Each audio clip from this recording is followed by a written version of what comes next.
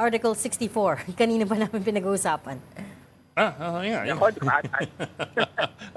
So Let's go back. before you, we were talking to Attorney Sal Panelo, who says yung notice of disallowance is not final. In fact, he insisted it wasn't final, and that they could still go to Supreme the Court. Court of Appeals and the Supreme Court to... We had a back and forth with Sal Panelo there on whether it was final or not, and we were saying na it's certiorari, therefore it is not based on the merits of the judgment, Yes, but yes, on whether or not there was abuse of discretion.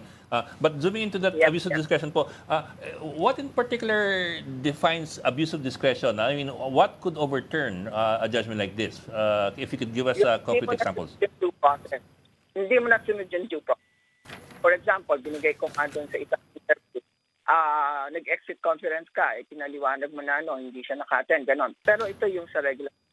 In this particular case, ang absence of due process niyan, for example, dumiretso ka sa notice of allowance. Ayun, hindi mo sila nabigyan ng pagkakataon na ma-explain or Magpaliwanag. ano. But the very fact na na-explain nila yon, kahit nga doon sa hindi nabigyan ng AOM the fact na na-explain nila at binigyan sila, yung is the initial, ito yung parang opening salvo, no? Pero pagdating doon sa the fact na hiningan ka ng opportunity to submit the document, and that is through the notice of extension. And then binigyan ka pa ng pagkakataong mag-petition for review. Kaya ka nag-appeal before the commission proper, di ba? That is due process. That is observance of due process. So you think, or In-exhaust natin yung due process. So in your view, there has been no abuse of discretion here? Sabihin nila, ako, bias ako. Kaya lang, you know what I wanted to say to Attorney Panelo. Of course, I'm not a lawyer at ako naman ay hamak na auditor lang. Kaya lang nag-audit ako ng confidential funds dati. Ito lang yung kaya ko sabihin.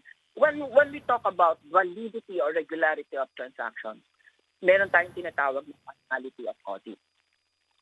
And then may tinatawag tayo exclusive jurisdiction at ito yung sa Commission on Audit.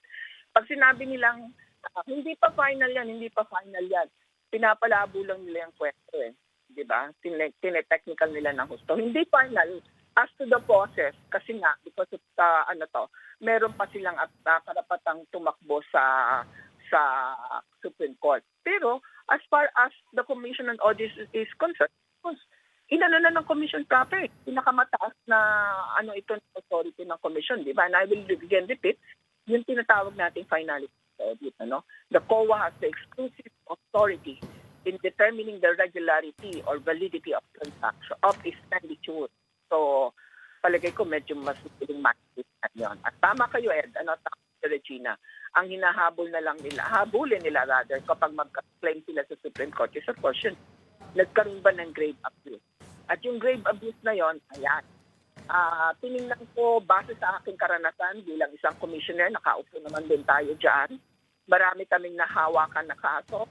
Nakikita ko yung mga cases na nababaligtad kami in terms of grave abuse yun ay kung hindi namin nabigyan ng tapat na pagkilala ang kanilang mga elemento at tapat na panahon para sila ay makapag-submit ng tamang dokumento sa tamang oras. Remember, I told a while ago na on parang 175 days saka sila nag-submit ng kanilang so ang ibig sabihin, they were given the amount na maximize. of time. Oo, di ba? Sabi ko nga, oops, haba nito kulang na lang ng 5 araw So parang ibig sabihin binigyan talaga sila ng pagkakataon. Naging napaka-patient ng Commission on Audit in terms of understanding them, giving them all the rights to be heard and the chance to submit that document.